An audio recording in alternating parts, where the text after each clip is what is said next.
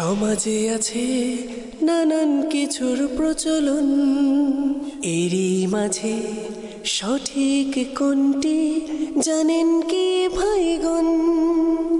ইসলামের আলোকে জেনে চলুন, আমল করি আজীবন। আলহামদুলিল্লাহি রাব্বিল আলামিন ওয়াসসালাতু ওয়াসসালামু আলা সাইয়্যিদিল আমবিয়া ওয়াল মুরসালিন। আম্মা বা'দ, ফাআউযু বিল্লাহি মিনাশ শাইতানির রাজীম। বিসমিল্লাহির রহমানির রহিম। আসসালাতু ওয়াসসালামু আলাইকা ইয়া রাসূলুল্লাহ, আসসালাতু ওয়াসসালামু আলাইকা ইয়া হাবিবাল্লাহ, আসসালাতু ওয়াসসালামু আলাইকা ইয়া নবিয়াল্লাহ ওয়া আলা আলিকা ওয়া আসহাবিকা ইয়া নূরাল্লাহ। মাদানী চ্যানেলের দর্শকবৃন্দ, তাহলে সঠিক কোনটি? এই অনুষ্ঠান থেকে আপনাদের সকলকে জানাই আন্তরিক শুভেচ্ছা ও অভিনন্দন। আপনারা আমাদের অনুষ্ঠানের নাম শুনেই বুঝতে পেরেছেন এই অনুষ্ঠানটি আসলে কত গুরুত্বপূর্ণ হতে পারে। জি হ্যাঁ, অনেক বিষয় আছে, অনেক সাবজেক্ট আছে সমাজের মধ্যে। আমরা অনেক সময় চিন্তায় পড়ে যাই, কুরআন সুন্নাহ মোতাবেক কোনটি সঠিক। মানুষ বিভিন্নভাবে এক এক সময় এক একটি বিষয় প্রচলন করে, এক একটি অশুভ প্রথা সমাজের মধ্যে চালু করে দেয়। আলহামদুলিল্লাহ, এই সমস্ত বিষয় নিয়েই আমাদের এই অনুষ্ঠানকে সাজানো হয়। আজকেও আলহামদুলিল্লাহ আমরা এই অনুষ্ঠানে একটি সাবজেক্ট বিষয় নিয়ে আপনাদের নিকট উপস্থিত হয়েছি। আজকের অনুষ্ঠানের বিষয় হচ্ছে আরোগ্য লাভের উদ্দেশ্যে হারাম অবলম্বন করা। এই বিষয়ে আমরা আলোচনা করব। প্রায় সময় এমনটা হয়, মানুষ রোগে পড়লে, বিপদে পড়লে, বিভিন্ন পেরেশানিতে পড়লে আমরা কখনো এমন এমন পন্থা অবলম্বন করি যা কোরআন হাদিসের ভিত্তিতে হারাম রয়েছে, না জায়েজ রয়েছে। আমরা সাময়িকভাবে মনে করি এটি আমাদের জন্য উপকার, কিন্তু কোরআন হাদিস মোতাবেক এটি আমার জন্য কতটুকু জায়েজ রয়েছে, এই ব্যাপারে কোরআন হাদিস আমাকে কি বলছে, আমরা প্রায় সময় এটি খেয়াল করি না। ইনশাআল্লাহ আজকে এই সম্পর্কে আমরা আলোচনা শুনব। আলহামদুলিল্লাহ, আলোচনা এর জন্য আলহামদুলিল্লাহ আজকে আমরা প্যাকেজ নিয়েছি একটি। কিবলা শাইখ তরিকত আমিরে আহলে সুন্নাত দামাত বরকাতুল আলিয়ার একটি প্যাকেজ আমরা অনুষ্ঠানে দেখব। আর আজকে আমাদের অনুষ্ঠানে স্টুডিওতে উপস্থিত রয়েছে আমাদের সাথে আমাদের কাউসার আত্তারি ভাই।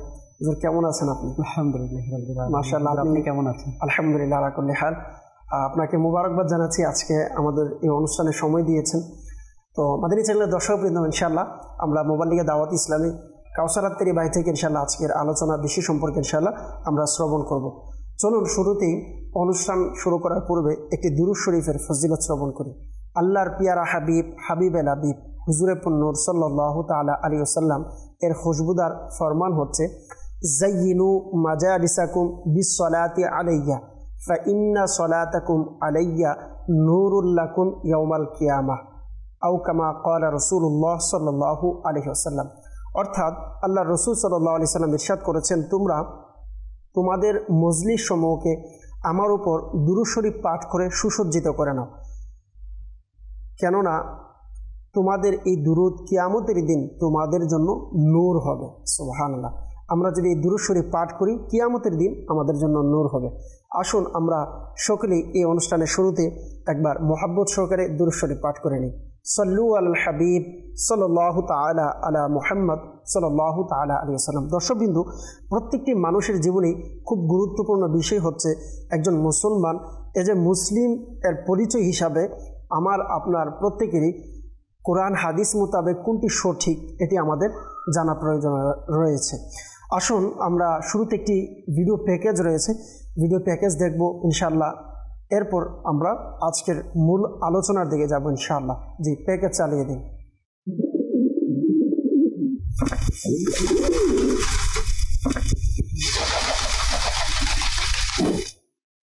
পিজন শব্দটি আপনারা কখনো শুনেছেন? জি, পিজন হলো ইংরেজি শব্দ, এর অর্থ হলো কবুতর। জি, আর আজ বন্য কবুতর সম্পর্কে আমরা আলোচনা করব। বলা হয় বন্য কবুতর খুবই কার্যকরী প্রাণী। কেন কার্যকরী? কারণ বন্য কবুতর কিছু রোগের চিকিৎসায় ব্যবহার করা হয়। বলা হয় যদি কারো লাকোয়া হয় তাহলে বন্য কবুতরের রক্ত সেই লাকোয়ার স্থানে লাগানো হলে অর্থাৎ মালিশ করা হলে তবে ধীরে ধীরে লাকোয়া দূর হয়ে যাবে। অনুরূপভাবে যদি কারো পোলিও হয় তাহলে পোলিওর জন্য বন্য কবুতরের রক্ত খুবই কার্যকরী, আর এটি সেবনের কারণে পোলিওর প্রভাব কমতে থাকবে এবং পোলিও ততটা ক্ষতিকারক হবে না। আরও একটি কাজে বন্য কবুতরের রক্ত ব্যবহার হয়, আর তা হলো যদি কারো পক্ষাঘাত হয়। জি, পক্ষাঘাতের ক্ষেত্রেও বন্য কবুতরের রক্তের কার্যকারিতা আছে, এটি অনেকে বলে এবং এতে তাদের বিশ্বাসও আছে। আমার কিছু বন্ধুরাও বলেছে যে এভাবে তারা বন্য কবুতরের রক্ত ব্যবহার করেছে এবং এতে করে পক্ষাঘাত, লাকোয়া ও পোলিও থেকে আরোগ্য লাভ করেছে। আচ্ছা, তারা বন্য কবুতরের রক্ত তো ব্যবহার করেছে, এখন এই কবুতরের গোশত যে রয়েছে কিংবা কবুতরের অধিকাংশ অংশ যে আছে, কবুতরের সেই অংশটুকু কি করবে? তা কি ফেলে দিতে হবে নাকি রেঁধে খাওয়া যাবে? অনেকে কবুতর ফেলে দেয়, আবার অনেকে রেঁধে খেয়ে নেয়। এই দুটি মাসআলার সমাধান শাইখই আমাদের বলবেন। প্লিজ শাইখ বলুন, বন্য কবুতরের রক্ত বিভিন্ন চিকিৎসায় ব্যবহার করার কি এর বাস্তবতা, কি কল্পকথা? আল্লাহু আকবার। লাকোয়া বলা হয় মুখের যে অর্ধ অংশ আছে তা নিস্তেজ হয়ে যাওয়াকে, শক্তি হারিয়ে ফেলে, এটিকে লাকোয়া বলে। অর্ধ শরীর যখন নিস্তেজ হয়ে যায় সেটিকে বলে পক্ষাঘাত, যাতে প্যারালাইজড হয়ে যায় অর্ধ শরীর। মূলত কবুতরের যে রক্ত জবেহের সময় বের হয় সেটি হলো নাপাক, প্রস্রাবের ন্যায় নাপাক, নাজাসাতে গালিজা। এটি মানবদেহের চিকিৎসার জন্য জায়েজ নেই। এক রোগী এভাবে শরীরে লাগাতো, তার জানাজা আমি পড়িয়েছি। দীর্ঘদিন যাবৎ এভাবে সেই বেচারা পক্ষাঘাতে আক্রান্ত ছিলেন, তবে মারা যান। শেষে হৃদরোগে আক্রান্ত হন, আরও না জানি কি কি হয়েছিল। আল্লাহ তার প্রতি রহমত করুন। সর্বোপরি যাই হোক, প্রশ্নকর্তা তার বন্ধুদের মাধ্যমে জানতে পেরে বলেছে, আর আমি সচক্ষে যা দেখেছি তা বলেছি। যদি কেউ উপকার পেয়েও থাকে, শিফা আল্লাহ পাক দেন, রক্ত দেয় না, তো এই দলিল গ্রহণযোগ্য হবে না যে অমুকে নিষিদ্ধ কাজ করেও সে আরোগ্য লাভ করেছে। মাআযাল্লাহ, কাজেই এটা করা যাবে না। দ্বিতীয়ত, গোশত এখন যদি কেউ জবেহ করে, মাআযাল্লাহ, রক্ত লাগিয়েও নেয়, এর জন্য তওবা তো করবেই, এরপর গোশতও ফেলে দিল, এর জন্য তওবা করবে। কেননা সম্পদ নষ্ট করেছে সে, কবুতর বন্য হোক কিংবা পালিত। এখন বন্য ও পালিত হয়তো সকলের বুঝে আসবে না। বন্য ও পালিতর মধ্যে পার্থক্য কি? বন্য কবুতরও আমাদের ঘরেই থাকে, এগুলো কালো রঙের, আকাশে উড়ে। আরব বিশ্বে লাল কবুতরও দেখেছি। এ ধরনের যে কবুতর রয়েছে সাধারণত এই উপমহাদেশে এগুলো কালো হয়ে থাকে, এগুলোকেই বন্য বলে। বন্য কবুতর যে ধরবে সেটি তার হয়ে যায়, আর গভর্নমেন্টের বিধিনিষেধ থাকলে সেটির মাসআলা ভিন্ন হবে। এখন কথা হলো, এর গোশত ফেলে দেওয়া জায়েজ নেই, বরং এর গোশত হালাল, তো খেয়ে নেওয়া উচিত। আর পক্ষাঘাত রোগে আক্রান্ত ব্যক্তির জন্য কবুতরের গোশত খাওয়া উপকারী, লাভজনক। অনুরূপভাবে যেখানে কবুতর বাস করে সেখানে কিংবা এর নিকট থাকাও লাভজনক। যারা কবুতর রাখে, সাধারণত অনেক কবুতর থাকে তাদের এখানে, আবার কারো কাছেই থাকে না। এতে বন্য পালিতের কোনো শর্ত নেই, শর্তহীন যে কোনো কবুতর ঠিক আছে।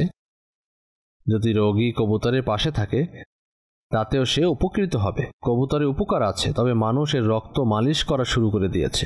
আমিও সম্ভবত ছোটবেলা থেকেই শুনে আসছি। সল্লু আলাল হাবিব সাল্লাল্লাহু আলা মুহাম্মদ সাল্লাল্লাহু তাআলা আলাইহি ওয়াসাল্লাম।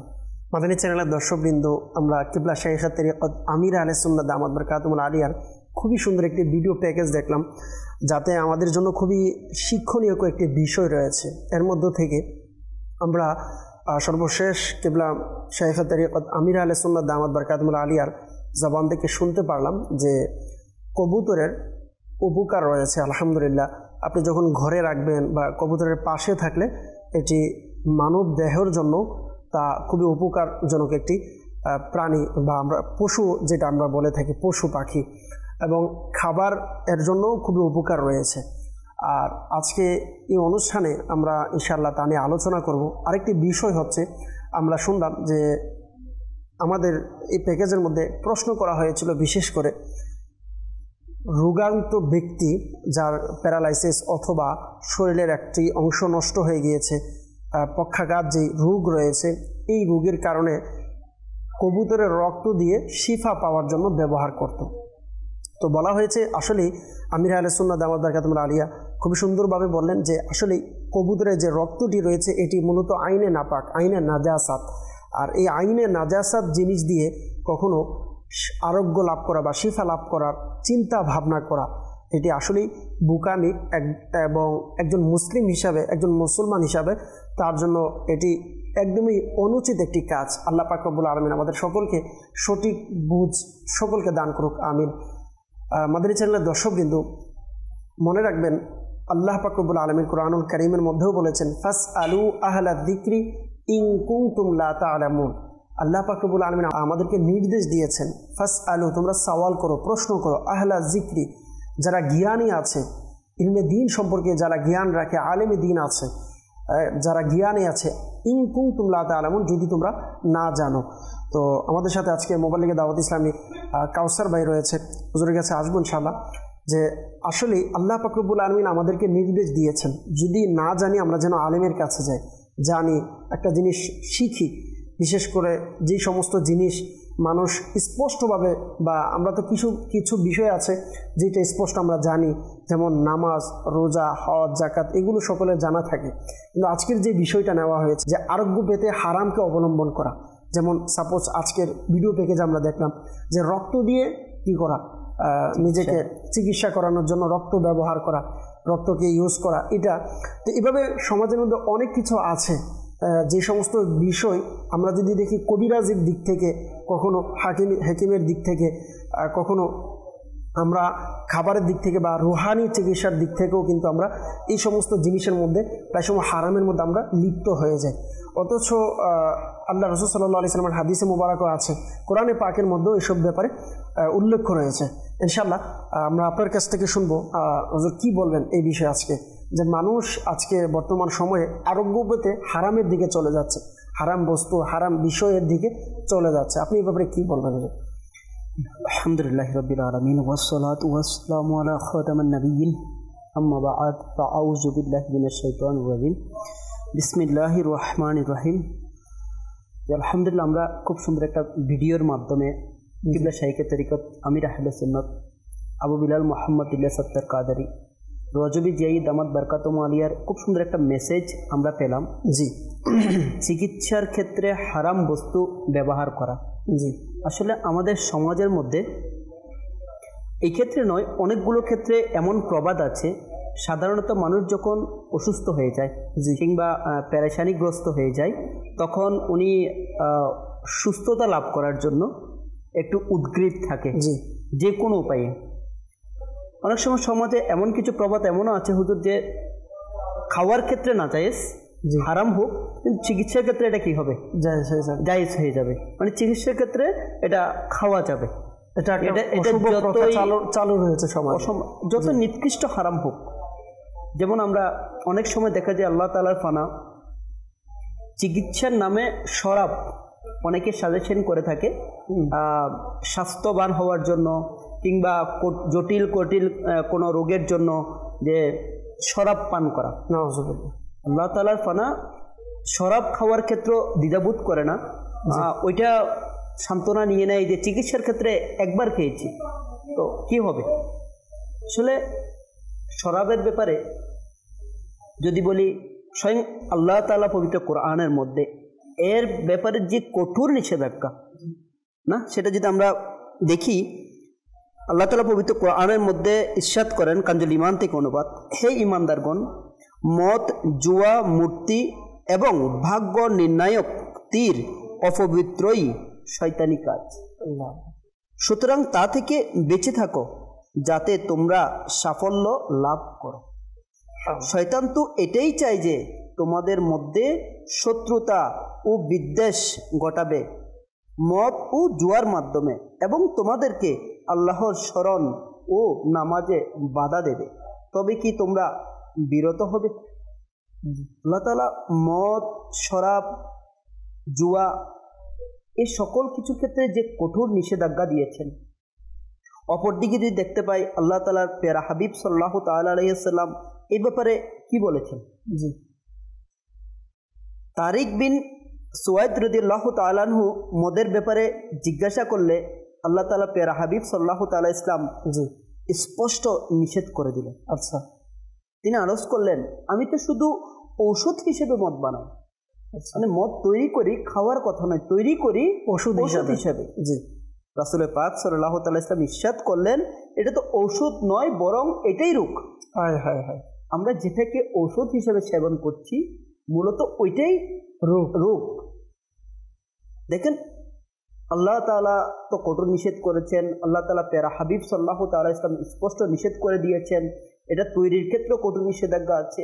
এমনকি সাহাবায়ে কেরাম আলাইহিম রিদওয়ানগণ মদকে কতটুকু মানে নিন্দা করতেন।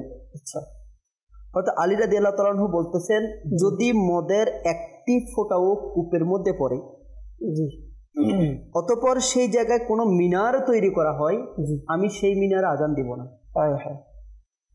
বলা হচ্ছে যদি কোনো নদীতে এক ফোঁটা মদ পড়ে যায়, বলা হচ্ছে ওই নদী যদি শুকিয়ে ওখানে ঘাস তৈরি হয়, আমার পশুকে ওই ঘাস খাওয়াবো না। অথচ হুজুর আজকে বর্তমান সমাজে মানুষের ডিপ্রেশনের একটা ওষুধ মনে করে অনেক সময়। জি, আমরা আপনি যে আয়াতে মোবারকা শোনালেন, দর্শক কিন্তু দেখেন আমাদের কাউসার ভাই কত সুন্দর আয়াতে মোবারকা শোনালেন। আমরা বুঝতে পারলাম যে কেউ যদি আপনাকে সাজেস্ট করে, এই ব্যাপারে সাজেশন দেয় যে আপনি এটা অবলম্বন করেন বা নাউজুবিল্লাহ মদ পান করেন, এক গ্লাস পান করে নেন, কী হবে, টেনশন দূর হয়ে যাবে, তো বুঝতে হবে এটা আসলে মানুষ না, এটা হচ্ছে মানুষ রূপ একটা শয়তানের কাজ। এটা শয়তানের কাজ এসে আমাকে এগুলো করার জন্য উৎসাহিত করছে। আমি টাকার জন্য টেনশনে আছি, এবার বলতেছে একটা লাগিয়ে দাও, যদি ভাগ্য খুলে যায় জুয়া একবার হবে আর কি, একবার নাউজুবিল্লাহ। তাও এইগুলো বলা আমার বুঝতে হবে যে এটা আসলে সে আমার বন্ধু না, সে হচ্ছে আমার বন্ধুরূপ একটা শয়তান, আমাকে সে এগুলো করার জন্য উৎসাহিত করছে। আল্লাহ তাআলা স্পষ্ট বলে দিয়েছে কাজগুলো শয়তানেরই কাজ। জি, তো শয়তান তো বিভিন্ন রূপে এসে থাকে। জি, তো দেখেন, এক গ্লাস তো দূরের কথা, বা কিংবা অনেকে বলে থাকে এক চুমুক, এটা তো দূরের কথা। জি, আলী রাদিয়াল্লাহু তাআলা আনহু বলতেছেন যে এক ফোঁটা মদ যদি কোনো নদীর মধ্যে পড়ে যায়, বলা হচ্ছে ওই নদী শুকিয়ে গেলে, ওই নদীর মধ্যে ঘাস জন্মালে ওই ঘাস আমি আমার পশুকে খাওয়াবো না। এটার প্রতি কতটুকু নিন্দা, কতটুকু নিকৃষ্ট বস্তু হলে এত কঠোর কথা আসতে পারে। আর এমন নিকৃষ্ট যেটার ব্যাপারে আল্লাহ তাআলা অসন্তুষ্ট, যেটার ব্যাপারে আল্লাহ তাআলা প্যারা হাবিব সাল্লাল্লাহু তাআলা ইসলামের স্পষ্ট নিষেধাজ্ঞা আছে, যেটার ব্যাপারে সাহাবায়ে কেরাম আলাইহিম রিদওয়ানগণ এর কঠোর এটা নিন্দা প্রকাশ করেছে, সেই বস্তু খাওয়ার মাধ্যমে শিফা লাভ করব। আচ্ছা, এখানে একটা বিষয়, আমরা যারা মুসলমান রয়েছি, তো আমাদের তো স্পষ্ট ঈমান এটাই যে শিফা দেনওয়ালা আল্লাহ তাআলা, সুস্থতা আল্লাহ তাআলার পক্ষ থেকে, আল্লাহ তাআলা চাইলেই সুস্থতা মিলবে। আর আমি আল্লাহ তাআলার কাছ থেকে সুস্থতা তামান্না করছি, আকাঙ্ক্ষা করছি আল্লাহ তাআলা নিষিদ্ধ কাজ করে, যে কাজে আল্লাহ তাআলা অসন্তুষ্ট, ওই কাজটা অবলম্বন করে আবার আল্লাহ তাআলার কাছে কি চাচ্ছি, শিফা চাচ্ছি, যে আল্লাহ তাআলা আমাকে এটার মাধ্যমে শিফা দিবে। এটা কতটুকু বোকামি হতে পারে এখানে আমরা বুঝতে পারি। জামানার একজন অনেক বড় ওলি, অনেক বড় বুজুর্গ হযরত ফুযাইল বিন আয়াস রাহমাতুল্লাহ তাআলা আলাইহি, ওনার খুব কাছের নিকটস্থ একজন মুরিদ, যিনি যখন সাকারাতের বিছানায় শুয়ে গেলেন, মুমূর্ষ অবস্থায়, মৃত্যু সন্নিকটে, ওই মুহূর্তে স্বয়ং ফুযাইল বিন আয়াস রাহমাতুল্লাহ তাআলা স্বয়ং ওই ঘরের মধ্যে উপস্থিত হলেন। এবং ওনার অন্যান্য মুরিদরা ওনাকে গিয়ে কালিমা পড়ানোর জন্য চেষ্টা করতে লাগলেন, কিন্তু উনি কিছুতেই কালিমা পাঠ করছে না। আল্লাহ তাআলার ফানা এক পর্যায়ে এসে এই বাক্য বলে ফেললো, আমি এই কালিমাকে অস্বীকার করলাম। আল্লাহ তাআলার ফানা, একটু চিন্তা করুন, আছে চিন্তা করতে গা শিউরে উঠতেছে যে মানে সকারাতের সময় শেষ মুহূর্ত ওই শব্দ জবান দিয়ে বের হওয়া মানে চিরস্থায়ী ধ্বংস, আর কোনো পথ নেই। এই দৃশ্য দেখে এরপরেই ওই মুরিদ ইন্তেকাল করে। জামানার বুজুর্গ হযরত ফুদাল বিন আয়াস রহমতুল্লাহ তাআলাই এই দৃশ্য দেখে বড়ই হতবাক হয়ে গেলেন এবং এতটা চিন্তিত হলেন, উনি ওনার ঘরে গিয়ে 40 দিন পর্যন্ত উনি ওনার ঘরের দরজা বন্ধ করে অনবরত আল্লাহ তাআলার দরবারে কাঁদতে লাগলেন। একদিন রাতে উনি স্বপ্নে দেখলেন কিছু আযাবের ফেরেশতা ওই মুরিদকে চাবুক মারতে মারতে জাহান্নামের দিকে টেনে হেঁচড়ে নিয়ে যাচ্ছে। তখন ওই মুরিদকে হযরত ফুযাইল বিন আয়াস রাহমাতুল্লাহ তাআলা জিজ্ঞেস করলেন, আমি তো আপনাকে দেখেছি আপনি অনেক ইবাদত গুজার ছিলেন, নেককার ছিলেন, পরহেজগার ছিলেন, আমলদার ছিলেন, ইলমওয়ালা ছিলেন, আপনার এমন কি করেছেন যার কারণে ঈমান হারা হয়ে মৃত্যুবরণ করতে হলো? তখন ওই মুরিদ জবাব দিল যে আমার মধ্যে 3টি দোষ ছিল, আচ্ছা 3টি অপরাধ ছিল যার কারণে আজ আমি ঈমান হারা হয়ে মৃত্যুবরণ করেছি এবং জাহান্নামের অধিকারী হয়েছি। 3টি দোষ কি ছিল?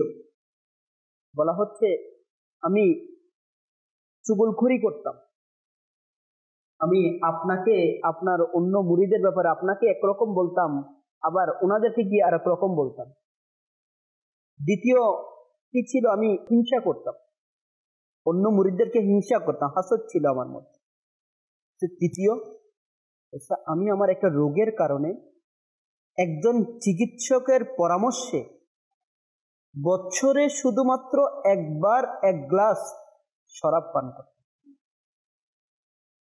চিকিৎসার কারণে বছরে একবার 1 গ্লাস শরাব পান করতাম, যার কারণে আজ আমি ঈমান হারা হয়ে মৃত্যুবরণ করেছি। আপনি যে ঘটনাটা বললেন, তো এমনও বলা হচ্ছে যে এটা শাগরিদের ব্যাপারে অর্থাৎ ছাত্রের ব্যাপারেও এসেছে না? বলা হচ্ছে যে সবচেয়ে ভালো ছাত্র ছিল, হ্যাঁ, এনার সবচেয়ে প্রিয় এবং বাহ্যিকভাবে অনেক আমলদারও ছিল, কিন্তু আল্লাহর পানা এই একটা কাজ, তার ভুল ছিল কি, সে কয়েকটা কাজের মধ্যে বিশেষ করে যেটা উল্লেখযোগ্য কাজ সে উল্লেখ করলো যে আমার ঈমান নিয়ে মৃত্যুবরণ নসিব হয় নাই। এর একটা কারণ উল্লেখ করলো যে আমি চিকিৎসা করেছি কিন্তু হারাম বস্তুর মাধ্যমে, হারাম বস্তুর মাধ্যমে চিকিৎসার কারণে তার ঈমান নসিব হয় নাই। আল্লাহ আল্লাহ দেখেন, আল্লাহ পাক রব্বুল আলামিন কুরআনুল কারীমের মধ্যেও বলেছেন, ওয়ালা তামুতুন্না ইল্লা ওয়া আনতুম মুসলিমুন, তোমরা মৃত্যুবরণ করবে না মুসলমান ব্যতীত, অর্থাৎ মুসলমান হয়ে ঈমানদার হয়ে মৃত্যুবরণ করো, কবরে আসো। কারণ দেখেন ঈমান এমন একটি দামি জিনিস, এমন একটি দামি সম্পদ, আল্লাহু আকবার, এই সম্পদ ছাড়া আপনি কখনো জান্নাতেই যেতে পারবেন না। আর আমার আপনার ছোট একটা ভুলের কারণে, আল্লাহ না করুক, যদি আমি এটাকে মামুলি বিষয় মনে করি, যে হারাম বিষয়ের মাধ্যমে বা এরকম হয় না যে আমি, অনেকে আছে যে কাউসার ভাই প্রায় সময় মানুষের কাছে যায়, গিয়ে আমার জাদু আছে, আমার উপরে কেউ কোনো বদ জিনের কারণ আছে, তো এ কোনো আলেমের কাছে, সুন্নি হুজুরের কাছে, আলেমের কাছে যেতে চায় না, কারণ বলে যে আমি ফায়দার সাথে সাথে পাচ্ছি না বা একটু সময়ে পাচ্ছি। কিন্তু আমি যদি অমুক বুদ্ধর কাছে বা যেটা বলে অমুসলিম চিকিৎসক নামে যারা এই সমস্ত কাজ করে তাদের কাছে গিয়ে আমি সাথে সাথে শিফা পেয়ে যাচ্ছি, সেজন্য আমি তাদের কাছে যাব। তো দেখেন এরা জিনিসটাই না পাক, অমুসলিম মানে সে না পাক, তো সে যে জিনিসগুলো অবলম্বন করবে বা আমাকে যাই দিবে, এটা কিভাবে পবিত্র হতে পারে আর এটা কিভাবে হালাল হতে পারে? তো আল্লাহ পাক রব্বুল আলামিন আমাদেরকে এই সমস্ত জিনিস থেকে বেঁচে থাকার তৌফিক দান করুক। মাদানী চ্যানেলের দর্শকবৃন্দ, আসলেই অনেক চিন্তার বিষয়, বোঝার বিষয় আমাদের, যে আমরা হারাম জিনিসকে যেন অবলম্বন না করি, বা আমরা প্রায় সময় একটু দুনিয়াবি ফায়দার জন্য হারামের কাছে গিয়ে পড়ে যাই। আল্লাহ তাআলা আমাদেরকে বোঝার তৌফিক দান করুক। মাদানী চ্যানেলের দর্শকবৃন্দ অনেকে আমাদের সঙ্গে রয়েছেন, যারা সোশ্যাল মিডিয়াতে আমাদের সাথে আছেন। মোহাম্মদ নিজামুদ্দিন আত্তারি ভাই, ইনি আমাদেরকে ফেসবুকের মাধ্যমে দেখছেন। তারপর আমাদের মোহাম্মদ পাভেল ভাই, ইনি আমাদেরকে কমেন্টস করেছেন। আসাদ আত্তারি ভাই, ইনি দোয়া চেয়েছেন। আল্লাহ পাক রব্বুল আলামিন আসাদ ভাই আপনি আমাদের দোয়া চেয়েছেন, আল্লাহ পাক রব্বুল আলামিন আপনাকে আপনার পরিবারকে কবুল করুক, আমাদের সঙ্গে রয়েছেন এজন্য আপনাকে মোবারকবাদ জানাচ্ছি। ফরহাদ হোসেন ভাই আমাদের সঙ্গে রয়েছেন, জুনাইদ বাগদাদি কাদরি আত্তারি ভাই আমাদের সঙ্গে আছেন, তারপর আমাদের সাথে আহমদ সোহেল ভাই আমাদের সঙ্গে রয়েছেন। যারা আমাদের সঙ্গে রয়েছেন আপনাদেরকে মোবারকবাদ জানাচ্ছি। আর দর্শক কিন্তু অনেকে আমাদের সাথে কলের মাধ্যমে অংশগ্রহণ করেছে বা অনেকেই কল করেছেন আমাদের অনুষ্ঠান সম্পর্কে। আসুন আমরা কল নিব, এরপর ইনশাআল্লাহ আজ্জাওয়াজাল আবারও অনুষ্ঠানের আলোচনার দিকে আমরা বাড়বো ইনশাআল্লাহ। জি, কল শুনিয়ে দিন।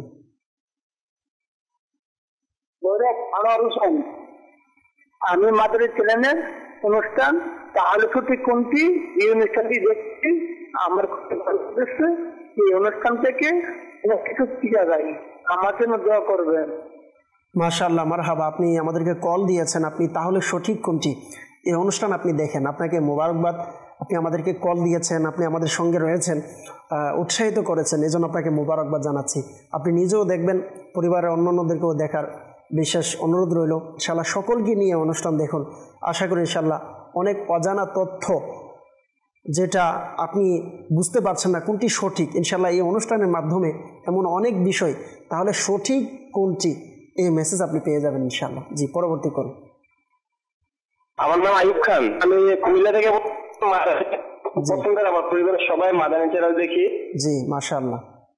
আমাদের আরিফ খান ভাই কল করেছেন কুমিল্লা থেকে, হয়তো আপনি কল করেছেন বললেন। মাশাআল্লাহ আরিফ ভাই, আপনাকে মোবারকবাদ জানাচ্ছি, আমাদের অনুষ্ঠানের সঙ্গে আছেন, এই জন্য আপনাকে অসংখ্য মোবারকবাদ। অনুষ্ঠান এভাবে দেখবেন, আপনার পরিবারকে নিয়ে দেখবেন, ইনশাআল্লাহ মাদানী চ্যানেলের মাধ্যমে অসংখ্য ইলমে দ্বীন আপনি শিখতে পারবেন। জি, পরবর্তী কল। আমি রাজশাহীতে বলছিলাম, মোহাম্মদ আজিজুল ইসলাম। জি, মাদানী চ্যানেল আমি নিয়মিত দর্শক, আমার খুব ভালো লাগে চ্যানেলটা দেখতে বা শুনতে, কথা শুনতে আমার খুব ভালো লাগে। মাশাআল্লাহ, মারহাবা, আল্লাহ তাআলা আপনাকে কবুল করুক। প্রিয় ভাই, আপনি আমাদেরকে কল দিয়েছেন, অনুষ্ঠানে উৎসাহিত করেছেন, এই জন্য আপনার শুকরিয়া আদায় করছি। আল্লাহ পাক রব্বুল আলামিন আপনার এই উৎসাহিত কবুল করুক। আর এভাবে মাদানী চ্যানেলের সঙ্গে থাকবেন। আপনারা যদি মাদানী চ্যানেল দেখেন, অপর দিকে দেখান, তবেই আমাদের অনুষ্ঠান সফল হবে, কারণ এই অনুষ্ঠান, এই চ্যানেল আপনাদের জন্যই। আমাদের মুবাল্লিগগণ কষ্ট করে আসে, সময় দেয়। দেখেন, কেবলা শেখ তরিকত আমির আহলে সুন্নাত দামাত বরকাতুহুল আলিয়া স্বয়ং মাদানী চ্যানেলে আসেন, আলহামদুলিল্লাহ নিগরানে শুরা আসেন। তো প্রত্যেকের আসার একটাই মকসদ, যেন আপনারা দেখেন, কিছু শিখেন, ইলমে দ্বীন যেন শিখা হয়। আল্লাহ পাক রব্বুল আলামিন আমাদের সকলকে কবুল করুক, আমিন। সাল্লু আলাল হাবিব সাল্লাল্লাহু তাআলা আলা মুহাম্মদ সাল্লাল্লাহু তাআলা আলাইহি ওয়াসাল্লাম। দর্শকবৃন্দ, আমরা আলোচনা শুনছিলাম আজকের এই অনুষ্ঠানে, বিশেষ করে যে আরোগ্য লাভের উদ্দেশ্যে হারাম অবলম্বন করা। তো মনে রাখবেন, আল্লাহ রসুল সাল্লাল্লাহু তাআলা আলাইহি ওয়াসাল্লামের হাদিসে মুবারাকা রয়েছে, ইন্নাল্লাহ তাআলা খালাকাদ দাআ ওয়াদ দাওয়া, নিশ্চয়ই আল্লাহ পাক রব্বুল আলামিন রোগ সৃষ্টি করেছেন এবং তার চিকিৎসাও আল্লাহ তাআলা সৃষ্টি করেছেন। আল্লাহ রসুল সাল্লাল্লাহু আলাইহি ওয়াসাল্লাম নিজে বলেছেন। তবে এরপরে বললেন, ফাতাদাওয়াও, তোমরা চিকিৎসা করো। হ্যাঁ, চিকিৎসা করতে বলেছে আমাদেরকে। তো কিভাবে করব? আল্লাহ রসুল সাল্লাল্লাহু আলাইহি ওয়াসাল্লাম বলেন, ওয়ালা তাতাদাওয়াও বিল হারাম, তবে হারাম বস্তুর মাধ্যমে, হারামের মাধ্যমে চিকিৎসা করিও না। আল্লাহ রসুল সাল্লাল্লাহু আলাইহি ওয়াসাল্লাম আমাদেরকে নির্দেশ দিয়েছেন আমরা যেন হারাম বস্তুর মাধ্যমে চিকিৎসা না করাই। এভাবে যদি আমরা দেখি, অপর হাদিসে মুবারকার মধ্যে আল্লাহ রসুল সাল্লাল্লাহু তাআলা আলাইহি ওয়াসাল্লামের হাদিস হচ্ছে, ইন্নাল্লাহা লাম ইয়াজআল শিফাআকুম ফীমা হাররামা আলাইকুম। ইন্নাল্লাহ, নিশ্চয়ই আল্লাহ তাআলা, লাম ইয়াজআল শিফাআকুম, তোমাদের জন্য শিফা রাখিনি, রোগ থেকে আরোগ্য, পরিত্রাণ হওয়া, এটা রাখিনি, ফীমা হাররামা আলাইকুম, যা তোমাদের উপরে হারাম করেছেন, ওই সমস্ত জিনিসের মাধ্যমে, ওই সমস্ত বস্তুর মাধ্যমে চিকিৎসা করা এবং তাতে শিফা লাভ করা, এটি আল্লাহ রাসূল সাল্লাল্লাহু আলাইহি ওয়াসাল্লাম বললেন যে এতে কোনো শিফা নেই। হতে পারে আপনি সাময়িকের জন্য হারাম জিনিস অবলম্বন করেছেন, করে আপনি শিফা পেয়ে গিয়েছেন, আপনি ফলাফল পেয়ে গিয়েছেন। তো মনে রাখবেন, এটা ওই কারণেই হয়েছে এরকম না, হতে পারে আল্লাহ তাআলা অন্য কোনো মাধ্যমে এটাকে সুস্থতা করেছে, আপনার বিপদকে দূর করেছে। তো আল্লাহ পাক রব্বুল আলামিন আমাদেরকে বোঝার তৌফিক দান করুক। আলহামদুলিল্লাহ, মাদানী চ্যানেল আলহামদুলিল্লাহ এটাই চাই। দাওয়াত ইসলামের আলহামদুলিল্লাহ একটি ডিপার্টমেন্ট আলাদা রয়েছে, রুহানি চিকিৎসা ইস্তেখারা। আপনি আলহামদুলিল্লাহ আমাদের এই রুহানি চিকিৎসা ইস্তেখারার যখন আপনি সেবা দেখবেন আলহামদুলিল্লাহ 100% শরীয়ত সম্মত হাদিস এবং কোরআন অনুযায়ী আলহামদুলিল্লাহ চিকিৎসা দেওয়া হয়। যাই হোক, আলহামদুলিল্লাহ আমাদের সাথে কাউসার ভাই রয়েছেন, আবারও যাবো ইনশাল্লাহ। আজকের অনুষ্ঠানের ব্যাপারে আমরা যে বিষয় নিয়েছি এই ব্যাপারে হুজুর থেকে আলহামদুলিল্লাহ খুব চমৎকার আলোচনা শুনছিলাম। জি হুজুর। চিকিৎসার ক্ষেত্রে যদি আমরা চিন্তা করি, একদিকে তো আছে আমাদের শারীরিক ডাক্তারি চিকিৎসার ব্যাপার, অন্যদিকে আছে যেটা আপনি একটু আগে যেটা বলেছিলেন জাদুর প্রভাব, জিনের প্রভাব বা রোহানি চিকিৎসার বিষয়টা।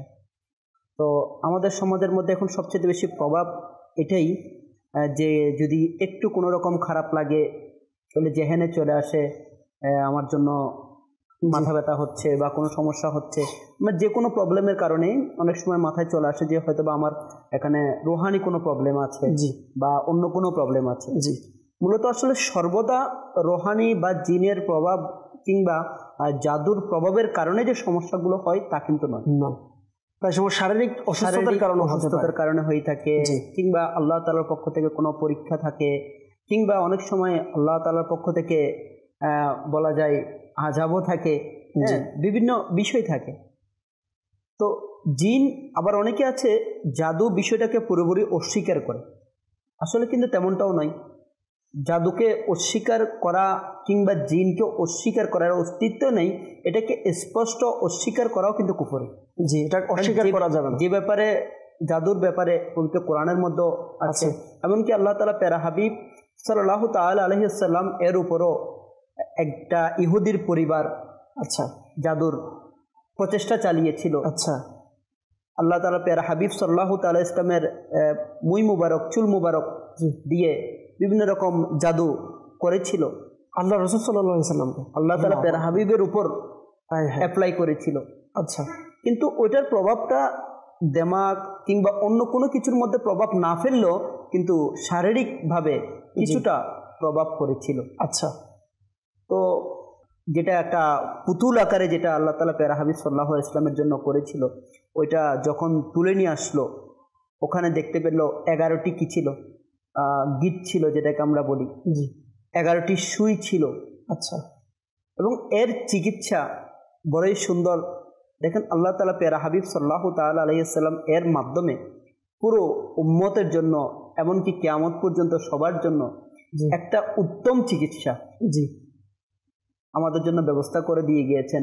জিবরাইল আলাইহিস সালাম আল্লাহ তাআলার দরবারে গেলেন, আল্লাহ তাআলা দুইটা সূরা ফালাক এবং সূরা নাস, দুইটা সূরা মিলে টোটাল 11টি আয়াত হয়।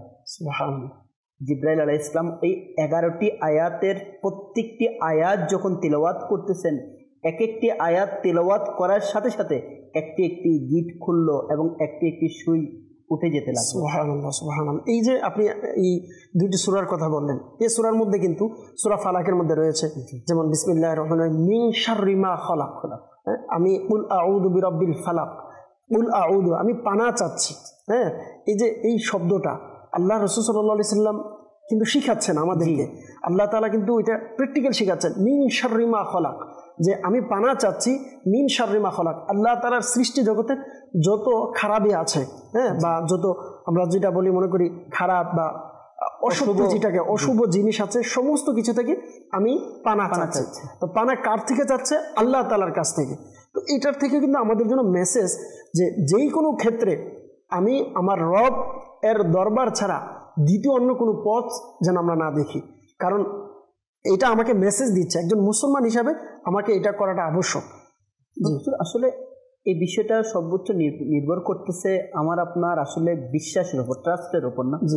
দেখেন আমরা এই যে মাশাআল্লাহ আপনি বড় সুন্দর বলেছেন যে আমরা দ্রুত শিফা চাই, যে আমরা হুজুরের কাছে কেন যাব, রোহানি চিকিৎসা, কোরআনি চিকিৎসা কেন নিব। বা প্রায় সময় হয় কি আপনার সরাসরি এটার বা তৎক্ষণাৎ বা দ্রুত এটার ফলাফল পায় না, এটা কিছু না, তাৎক্ষণিক বা এনার কাছে যাচ্ছে হচ্ছে না, তাহলে এটা হবে না। মানে এটা আসলে আমি যখন যাচ্ছি না, আমি যখন হুজুরের কাছে যাই তখনই কিন্তু আমার মনে ওই দুর্বলতা নিয়ে যাই, যে দেখি হয় কিনা, গেলে হয় কিনা, কতটুকু হয়, হুজুরদের কাছে গেলে এটা তো অনেক সময়ের ব্যাপার। আসলে আমি যাওয়ার সময় নিয়তেই যাচ্ছি, তার কারণে আমার নিয়তের কারণে, আমার বিশ্বাসের দুর্বলতার কারণে রেজাল্ট আসে না। এটা পুরোপুরি নির্ভর করবে নিয়তের উপর। অবশ্যই আমার নিয়ত যদি আল্লাহ তাআলার ফানা কুফরির উপর, অমুসলিমের উপর আমার নিয়ত থাকে, হারামের দিকে আমার যদি হারামের দিকে বিশ্বাস থাকে, চলে যায়, তাহলে হয়তো বা ওই হারামের মাধ্যমে হয়তো বা শিফা অন্য কোনো মাধ্যমও মিলে যেতে পারে, কিন্তু এর মাধ্যমে দেখা গেল আমি আপনি গুনাহগার হয়ে গেলাম। এমনকি আল্লাহ তাআলার ফানা কিছু কাজেতে এমন রয়েছে যার মাধ্যমে ঈমানও চলে যাওয়ার সম্ভাবনা ঠিক আছে। যে ব্যাপারটা আছে, কেউ যদি জাদু করে, যারা বা যারা হারাম দুষ্টুর মাধ্যমে, বা জাদুর একটা স্টেপও কিন্তু আছে যেগুলো নাউজুবিল্লাহ কুফরির মাধ্যমে করা হয়। তো এই জন্য কি আমি তাদের কাছে যাব? নাউজুবিল্লাহ। আমরা তো প্রায় সময় নিজেকে নিজে, আমার যেখানে টাকা বেশি চাইবে, আমার থেকে বেশি হাদিয়া চাই, হ্যাঁ, একটা ছাগল জবাই করো, এরকম বলে অমুক কবরস্থানে গিয়ে একটা ছাগল জবাই করবে, একটা গরু বা মুরগি জবাই করবে, জবাই করে এর রক্ত পান করবে, নাউজুবিল্লাহ, এরকম চিকিৎসা দেয়, বা এর রক্ত নিয়ে আসবে, এরকম চিকিৎসা দেয়, নাউজুবিল্লাহ, বা এই ছাগলটাকে জবাই করে ওই কবরস্থানে বা অমুক জঙ্গলে নিয়ে ফেলে আসবে। তো প্রায় সময় আমরা যারা সাধারণ মানুষ, আমরা মনে করি যেহেতু এত বড় একটা দায়িত্ব দিয়েছে এবং ইনার জন্য বলে না, বাহিরের জন্য বলেছে, তার মনে হয়তো সত্য হতে পারে। কিন্তু আসলে এটা কিন্তু একটা, আমি হারাম কাজের মধ্যে জড়িত হচ্ছি না। আমি একটা ছাগল জবাই করে ফেলে দিলাম, অপচয়ের মধ্যে পড়ে গেল, আমি এটার রক্ত এটাকে নাউজুবিল্লাহ খাবারের জন্য বা এটাকে ব্যবহারের জন্য বা কোনো জিনিসের সাথে মিশ্রিত করে খাওয়ার জন্য বলতেছে। তো যেটা প্রস্রাব, এটা এক মুন পানির মধ্যে হোক বা দুধের মধ্যে পড়লে পুরো দুধটাই নাপাক হয়ে যাচ্ছে। তো আমরা এটা নর্মালি বিষয় না, এটা আমাকে বুঝতে হবে হারাম মানে হারাম। জি হুজুর, সর্বক্ষেত্রেই হারাম। জি হুজুর, আসলে মানে সাময়িক সুস্থতা লাভের জন্য আমি চিরস্থায়ী আমার আখিরাতকে বরবাদ করে দিচ্ছি। আল্লাহ আল্লাহ। আমার সাময়িক সুস্থতার জন্য দেখেন কিছু মানুষ তো হিংসার বসে কুফরের উপর এতটা মানে বিশ্বাস জন্মিয়ে ফেলে যে লক্ষ লক্ষ টাকা ব্যয় করতে দ্বিধাবোধ করে না অপরের ক্ষতি করার জন্য, আরেকজনের ক্ষতি করার জন্য লক্ষ লক্ষ টাকা ব্যয়, দুনিয়ার সম্পদ টাকাও হারাচ্ছে, আখিরাতের সম্পদ ইমানকেও দুর্বল করে দিচ্ছে। জি। অপরদিকে এই দুর্বলতাটাকে কাজে লাগিয়ে যদি আমরা এখন দেখতে পাই আমাদের দেশের মধ্যে, বলবো যে মানে পোস্টার ব্যানার এমনভাবে দেওয়ালে ওয়ালে আপনি ছেয়ে আছে, তো মনে হচ্ছে যেন প্রত্যেকটা মানে পৃথিবীর প্রত্যেকটা মানুষের মধ্যেই কি এই ধরনের সমস্যাগুলো আছে, যার সমাধান শুধুমাত্র ওনাদের কাছে আছে। আচ্ছা হুজুর, এখানে আবার একটা অবাক করা বিষয়, দেখবেন পোস্টারে লেখা থাকে কি বিয়ে নিয়ে হতাশা আছে, বা বলে অমুক এর সাথে আপনি চাচ্ছেন অনৈতিক বা যেটা হারাম সম্পর্ক আপনাকে মিলিয়ে দেব, অথচ যে করছে আপনি তার খবর নিয়ে দেখেন এর ঘর নাই, এর পরিবার নাই, এর কিছুই নাই, কিন্তু আরেকজনকে মিলানোর কথা বলছে। মানে আমরা সহজে বোকা, এতটা সহজে বনে যাচ্ছি, মানে অনেক সময় দেখেও না, দেখতেছি বুঝতেছি, কিন্তু আল্লাহ তাআলার ফানা আমাদের নফস এতটা লোভী হয়ে থাকে যার কারণে আসলে আমরা ধোঁকায় নিজে থেকে যেন পড়ে যাচ্ছি। আল্লাহ আল্লাহ। অনেকভাবে কিন্তু মানুষকে সতর্ক করা হয় এই ব্যাপারে, তারপরও মানুষ এখান থেকে কিন্তু ফিরে আসতেছে না, যার কারণে দেখেন এই বিষয়গুলো কিন্তু এখনো থেমে নেই, এখনো দিন দিন আরো বাড়ছে। ছোটখাটো একটা বিষয় দেখা গেল আসলে হাকিকি ওনার শারীরিক সমস্যা, এখন ওনাকে বললো যে না আপনাকে আপনার এই সমস্যা হয়েছে, জাদু হয়েছে, আপনার জন্য তাবিজ করা হয়েছে, এখন আপনার জন্য ওই যে আপনি যেটা বললেন একটা গরুকে কবরস্থানে নিতে হবে, ছাগলকে ওখানে দিতে হবে, আপনাকে রাতের এই টাইমের মধ্যে আল্লাহ তাআলার ফানা, এমনকি বিধর্মীদের অমুসলিমদের যেটা বলা হয় শ্মশান বা যেখানে ওনাদের দাহন করা হয় ওখানে গিয়ে কিছু কার্যক্রম দিয়ে থাকে, এবং প্রত্যেকটা হারাম বস্তু সংগ্রহ করার জন্য দিয়ে থাকে, যে হারাম বস্তু। তো আল্লাহ তাআলার ফানা এগুলা থেকে বাঁচার জন্য তো দেখা যাচ্ছে যে ওইভাবেও লক্ষ লক্ষ টাকা কি করতেছে, ব্যয় করতেছে। তো আসলে এখন যদি আমরা চিন্তা করি যে হুজুর আসলে এর সমাধান কি, জি এর সমাধান কি, আসলে একজন মুসলমান হিসেবে হ্যাঁ জিন আছে এটাও সত্যি, জাদু প্রভাব আছে এটাও সত্যি, জিনের মাধ্যমে কিছু খারাপ হয়ে থাকে এটাও সত্যি। আল্লাহ তাআলা যেমনভাবে জিন তৈরি করেছেন এর থেকে হেফাজত থাকার পদ্ধতি আল্লাহ তাআলা দিয়েছেন। আল্লাহ তাআলা রোগ যেভাবে দিয়েছেন চিকিৎসাও আল্লাহ তাআলা দিয়েছেন। আলহামদুলিল্লাহ, প্রত্যেকটারই চিকিৎসা আছে, চিকিৎসা আল্লাহ তাআলা খুঁজে নিতে হবে। কোরআনের মধ্যে সকল রোগেরই বলতে গেলে সকল রোগের শিফা রয়েছে আছে, সেটা আমার আপনার নিয়তের উপর, বিশ্বাসের উপর নির্ভর করতেছে। অবশ্যই হাকিকতে যদি আমি একজন মুসলমান হিসেবে আমার পরিপূর্ণ এটা নিয়ত থাকে যে আমার শিফা দেনওয়ালা তো আল্লাহ তাআলা, তাহলে আমি আল্লাহ তাআলাকে রাজি করার মাধ্যমে চিকিৎসা নিব নাকি আল্লাহ তাআলাকে নারাজ করার মাধ্যমে শিফা আশা করব? সেটা নির্ভর করতেছে শুধু মানে এটা সাধারণভাবে যে চিন্তা করে এটা কিভাবে সম্ভব যে মালিক আমাকে শিফা দিবেন, আমি ওনার অবাধ্য হয়ে কাজ করতেছি হারাম বস্তুর মাধ্যমে। তো আলহামদুলিল্লাহ হালাল বস্তুর মাধ্যমেও রুহানি চিকিৎসা রয়েছে। আমি তো বলবো বর্তমান জামানায় আমাদের উপর বড়ই ইহসান, বড়ই দয়া আল্লাহ তাআলার পক্ষ থেকে।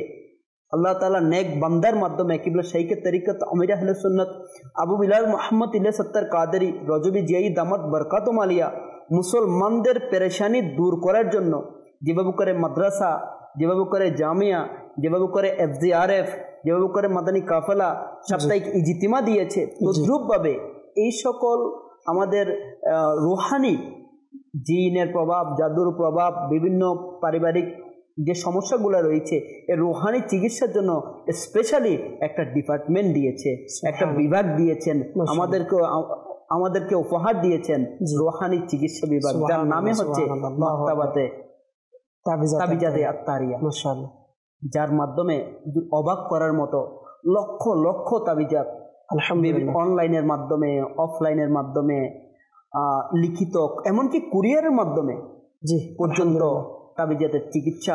মাশাআল্লাহ, মাদানী চ্যানেলের দর্শকবৃন্দ আলহামদুলিল্লাহ খুবই সুন্দরভাবে শুনছিলাম যে আল্লাহ তাআলা আলহামদুলিল্লাহ আমরা হাদিসে মুবারাকে শুনেছি যে ইন্নাল্লাহ তাআলা খলাকাদ দাআ ওয়াদ দাওয়া, যেভাবে আল্লাহ তাআলা রোগ সৃষ্টি করেছেন এটার থেকে আরোগ্য লাভের জন্য চিকিৎসা আল্লাহ তাআলা দিয়েছেন। তবে আমাকে সঠিকটা বাছাই করে নিতে হবে।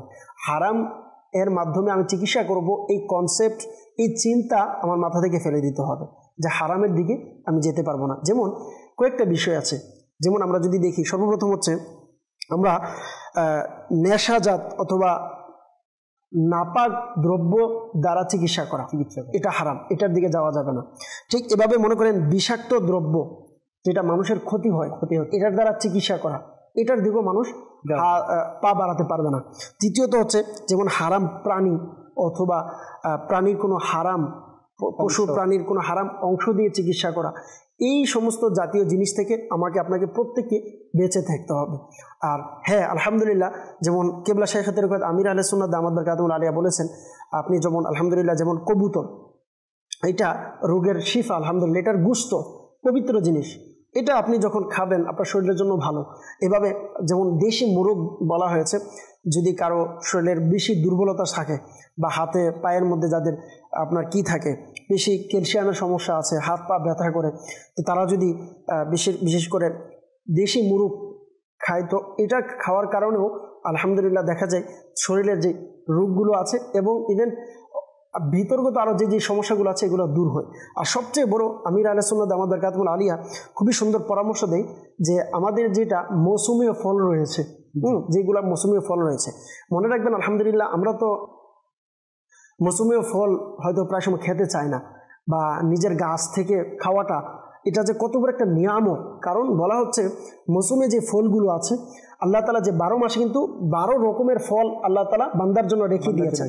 আর এই ফলটা রাখার মূল উদ্দেশ্য যদি আপনি দেখেন ডাক্তারিগতভাবেও এটা ডাক্তারদের রিসার্চের মোতাবেকও মানুষের আলহামদুলিল্লাহ শরীরের মধ্যে যে কমতি থাকে অথবা মানুষের যে রোগ বালাই থাকে বিভিন্ন খাবারের মাধ্যমে হয়, বিভিন্ন কারণ হয়, কিন্তু 12 মাসে আল্লাহ যে বিভিন্ন ফল দিয়েছে, কখনো আম, কখনো জাম, কখনো কাঁঠাল, কখনো লিচু, এই জিনিসগুলো এগুলো যখন মানুষ সঠিক সময়ে সঠিকভাবে এগুলো আহার করবে তো বলা হচ্ছে আলহামদুলিল্লাহ আল্লাহ তাআলা এই সমস্ত ফলের মধ্যে সৃষ্টিগতভাবে আল্লাহ তাআলার কুদরতিভাবে এমন কিছু ভিটামিন বলেন বা এমন কিছু আলহামদুলিল্লাহ আল্লাহর কুদরতি কিছু নিয়ামত দেয়, রোগ প্রতিরোধ দূর করার কিছু ক্ষমতা দান করে, মানুষ এটা খাওয়ার ফলে অটোমেটিকলি তার শরীর থেকে বিভিন্ন রোগ বালাই এগুলো দূর হয়ে যায়। তো এই জন্য আমির আহলে সুন্নাতের খুব সুন্দর একটি পরামর্শ, আমির আহলে সুন্নাত নিজেও বলেন যে যতটুকু সম্ভব মৌসুমীয় ফল আপনারা খাবারের চেষ্টা করবেন, আহার করার চেষ্টা করবেন, এটার দ্বারা ইনশাআল্লাহ শরীরের জন্য উপকার আসবে। তো মাদানী চ্যানেলের দর্শকবৃন্দ সবচেয়ে সহজ হচ্ছে যতটুকু সম্ভব হালাল ইভেন্ট আমরা ঘরোয়াভাবে আমাদের মা বাবারা বা এক সময় মানুষ যখন জ্বর হতো, বিভিন্ন সময় কষ্ট হতো, বিভিন্ন ফলের বা ফুলের গাছ বা বিভিন্ন শাক সবজি দিয়ে কিন্তু খাবারের মাধ্যমে পেট ভালো করার, শরীর ভালো করার বিভিন্ন একটা ব্যবস্থা করতো। তো এখনও যদি আমরা এভাবে চেষ্টা করি ইনশাআল্লাহ আজ্জা ওয়া জাল, আমরা হারামের দিকে না যাই, আমরা বিশ্বাস হালালের দিকে রাখি, আল্লাহর উপরে বিশ্বাস রেখে কোরআন হাদিস মোতাবেক আমি চিকিৎসা করি, আল্লাহ পাক চাইতে ইনশাআল্লাহ আল্লাহ তাআলা শিফা দিবে। মনে রাখবেন আল্লাহ রাসূল সাল্লাল্লাহু আলাইহি সাল্লাম যেটা বলেছেন যে আল্লাহ তাআলা কখনোই হারাম বস্তুর মধ্যে শিফা রাখেনি, এটা মনে রাখবেন। মা আতাকুমুর রাসূলু ফাখুদু, আল্লাহ তাআলা আমাদেরকে নির্দেশ দিয়েছেন, আল্লাহ রাসূল সাল্লাল্লাহু আলাইহি সাল্লাম যেটা নিয়ে এসেছেন এটাকে যেন আমরা পাকড়িয়ে ধরি, এটাকে যেন আমরা মজবুতের সাথে ধরি। আমা নাহাকুম আনহু ফাংতাহু, আল্লাহ রাসূল সাল্লাল্লাহু আলাইহি সাল্লাম যেগুলো নিষেধ করেছেন, যা আমাদেরকে নিষেধাজ্ঞা দিয়েছেন, এইগুলো থেকে যেন আমরা বেঁচে থাকি। আল্লাহ পাক রব্বুল আলামিন আমাদেরকে সঠিক বুঝ দান করুক। দেখেন আল্লাহ রাসূল সাল্লাল্লাহু আলাইহি সাল্লাম আমরা যে সমস্যাগুলো ফেস করছি তার চেয়ে বেশি আরও ফেস করেছেন, কিন্তু আল্লাহ রাসূল সাল্লাল্লাহু আলাইহি সাল্লাম কীভাবে তার চিকিৎসা করেছেন। এখন এটা জানার জন্য তো আমাকে যেতে হবে আলেমদের কাছে, কিন্তু আমি যদি পাড়ার মুরব্বীকে দেখে, বা এখন তো বলা হয় মাঝে মধ্যে কিবলা শাইখ তরিকত আমির আহলে সুন্নাত তো খুব সুন্দরভাবে বলেন যে এখন তো ঘরে ঘরে ডাক্তার, হ্যাঁ ঘরে ঘরে ডাক্তার আছে। আপনি মনে করেন আপনি একটা ট্যাবলেট খেয়েছেন, এটা খেয়ে আপনি সুস্থ হয়েছেন, এটার মানে এটা না এই ট্যাবলেটে প্রত্যেকে খেলে এই রোগ চলে যাবে। মানুষের একটা মানুষের একটা শারীরিক একটা দিক থাকে, মানুষের শারীরিকগতভাবে একটা শরীর অনুযায়ী ওষুধের বিভিন্ন সময় কিন্তু চেঞ্জ হয়, কিন্তু আমরা কি করি পরামর্শ দিই, আমি এটা খেয়েছি ভালো হয়ে গেছে, এটা খেয়ে নাও, হ্যাঁ এটা নিয়ে আসো, ডাক্তারের কাছে গিয়ে বলিও না, শুধু ওষুধের নাম বলে ওষুধ নিয়ে চলে আসে। তো ঠিক এরকমভাবে আমাদের শারীরিক অন্যান্য বিষয় বা রুহানি বিষয়গুলো কিন্তু ঠিক সেম এরকম, একজনও ভালো হচ্ছে আরেকজনও ভালো হচ্ছে না, এটার মানে চিকিৎসার সমস্যা বা চিকিৎসকের সমস্যা এটা না, এটা হতে পারে আমার শরীরের সাথে যাচ্ছে না বা আমার কোনো ত্রুটির কারণে হচ্ছে, এটা মানে এটা না আমি এটা ছেড়ে দিয়ে হারামের দিকে চলে যাব। আল্লাহ পাক রব্বুল আলামিন আমাদেরকে সঠিক বুঝ দান করুক। অনেকে আমাদেরকে মেসেজ করেছেন, আমাদের সাথে রয়েছেন মোহাম্মদ আরিফ ভুইয়া ভাই, তারপর আমাদের সাথে রয়েছেন মোহাম্মদ তারেক ভাই, ইনি আমাদেরকে আরেকজন আদিল আনসারি ভাই, ইনি দোয়া চেয়েছেন, এবং আমাদেরকে নজরুল ইসলাম ভাই আমাদের সাথে রয়েছেন, মোহাম্মদ তারেক আত্তারি ভাই রয়েছেন, মোহাম্মদ আফসার ভাই আমাদের সঙ্গে রয়েছেন। আল্লাহ পাক রব্বুল আলামিন সকলকে বরকত দান করুন। যারা আমাদের সঙ্গে রয়েছেন আপনাদের সকলকে মোবারকবাদ জানাচ্ছি। আমাদের অনুষ্ঠান প্রায় শেষের দিকে।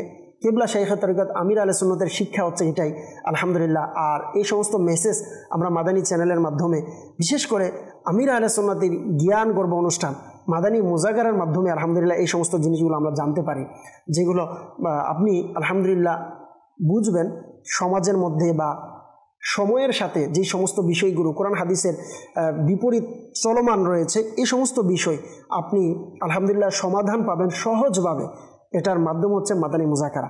আলহামদুলিল্লাহ, আল্লাহর ওলির জিয়ারত করতে চান তো মাদানী মুজাকারা দেখেন, আল্লাহর ওলির সহবত নিতে চান তো মাদানী মুজাকারা দেখেন, আপনার পেরেশানি দূর হওয়ার জন্য মাসআলার সমাধান চান ইনশাআল্লাহ মাদানী মুজাকারা দেখেন। আল্লাহ চাইতে ইনশাআল্লাহ বাতিনি এবং জাহিরি রোগের ইনশাআল্লাহ শিফা ইনশাআল্লাহ আপনি পাবেন। আর কিবলা শাইখ তরিকত আমির আহলে সুন্নাত হচ্ছে বাতিনি বিমার দূর করার এক ডাক্তার বললেও ভুল হবে না। আলহামদুলিল্লাহ, এটাই আমির আহলে সুন্নাতের ফয়েজ এবং বরকত। আজকে আমরা মাদানী চ্যানেলেও এই সম্পর্কে আলোচনা করতে পারছি বা আমরা বুঝতে পেরেছি যে হারাম বস্তুর মাধ্যমে কখনো চিকিৎসা করানো যাবে না, যাবে না, যাবে না। এটা আমার আপনার বিশ্বাস। বাস, যেখানে হারাম বিষয় আছে, যত বড় নিজেকে হুজুর দাবি করুক, নিজের যত বড় কবিরাজ দাবি করুক, আমরা তার কথা মানব না, হালালের মধ্যে থাকবো। কাউসার ভাইকে বলবো শেষ সময় দর্শকের উদ্দেশ্যে যদি কিছু মেসেজ লাস্ট কিছু বলার থাকে যদি বলতেন। লাস্ট মেসেজ এটাই বলবো যে আলহামদুলিল্লাহ আমরা রোগ বা সমস্যা বা পেরেশানি রোহানি হোক বা শারীরিক হোক, জি সব কিছুর সমাধান আল্লাহ তাআলার পক্ষ থেকে মিলবে, আল্লাহ তাআলার পক্ষ থেকে মিলবে অবশ্যই। তো আমরা ওই পন্থা ওই পথ অবলম্বন করব যেটার মাধ্যমে আল্লাহ তাআলা রাজি থাকবে। আর সেটা যেটার মাধ্যমে আল্লাহ তাআলা রাজি থাকবে ওইটার মাধ্যমে সহজে আমার শিফাও মিলে যাবে, পেরেশানিও দূর হবে, আমার আখিরাতের জন্য মজবুতি থাকবে। আর হারাম পন্থায় গিয়ে আমার দুনিয়াও বরবাদ হয়ে যাবে, আখিরাতও বরবাদ হয়ে যাবে। আর রোহানি চিকিৎসার জন্য আমি তো বলবো যে আলহামদুলিল্লাহ দাওয়াত ইসলামীর তাবিজাতে আত্তারিয়ার মাধ্যমে ফ্রি আমরা রোহানি ইলাজ, টাকা পয়সা নেওয়া হয় না, কোনো রকম টাকা পয়সা নেওয়া হচ্ছে না, শুধুমাত্র উম্মতে মুহাম্মাদীদের পেরেশানি দূর করার লক্ষ্যেই এই ডিপার্টমেন্টটা চালু করা হয়েছে। সকল প্রকার তদবির এর মাধ্যমে ফ্রি দিয়ে থাকে, অনলাইন কিংবা অফলাইন যে কোনোভাবে। আলহামদুলিল্লাহ বলবো আমরা তাবিজাতে আত্তারিয়া সংগ্রহ করি এবং সুন্নি হক্কানি ওলামাই কারামের পরামর্শ নিয়ে রোহানি চিকিৎসা সংগ্রহ করি। মাশাআল্লাহ, মারহাবা। দর্শকবৃন্দ, আমরা অনুষ্ঠানের প্রায় শেষের দিকে চলে এসেছি। তো আপনাদেরকে বলবো আলহামদুলিল্লাহ, আজকের আমরা অনুষ্ঠানে জানতে পারলাম যে হারাম বস্তু, কোনো মদ অথবা কোনো হারাম পশু পাখি অথবা পশু পাখির হারাম কোনো অংশ দিয়ে আমরা চিকিৎসা করাতে যাবও না বা কাউকে পরামর্শ দিব না। যদিও আমার চোখের সামনে কেউ ভালো হয়ে গিয়েছে, সুস্থ হয়ে গিয়েছে, তো আমরা এটা কখনো মনে করব না যে এই হারাম বস্তুর কারণে সে সুস্থ হয়েছে। আল্লাহ তাআলা আমাদের সকলকে সঠিক বুঝ দান করুক, সমাজের অশুভ প্রথা এর থেকে আমাদের সকলকে বেঁচে থাকার তৌফিক দান করুক, হিফাজত থাকার তৌফিক দান করুক।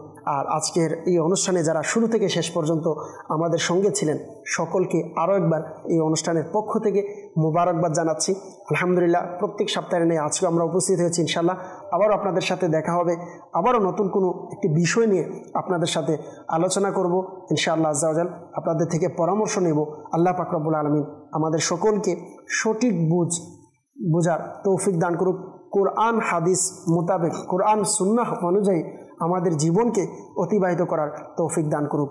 সর্বশেষ দাওয়াত ইসলামীর সাথে, মাদানী চ্যানেলের সাথে কিবলা শেখ তরিকত আমির আহলে সুন্নাত দামাত বরকাতুল আলিয়ার দামান ধরে গাউসে পাক রাদিয়াল্লাহু তাআলা আনহুকে স্মরণ করে ওনার পথে আলা হযরত রাহমাতুল্লাহি তাআলা আলাইহি এর দেখানো পথ এবং মতে আমাদের সকলকে চলার তৌফিক দান করুক।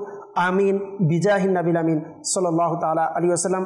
সকলে ভালো থাকুন, সুস্থ থাকুন, মাদানী চ্যানেল দেখতে থাকুন। সাল্লু আলাল হাবিব সাল্লাল্লাহু তাআলা আলা মুহাম্মদ সাল্লাল্লাহু তাআলা আলাইহি ওয়াসাল্লাম।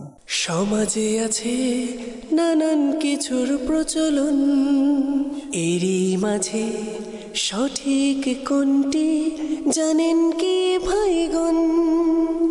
ইসলামের আলোকে জেনে চলুন, আমল করিয়া জীবন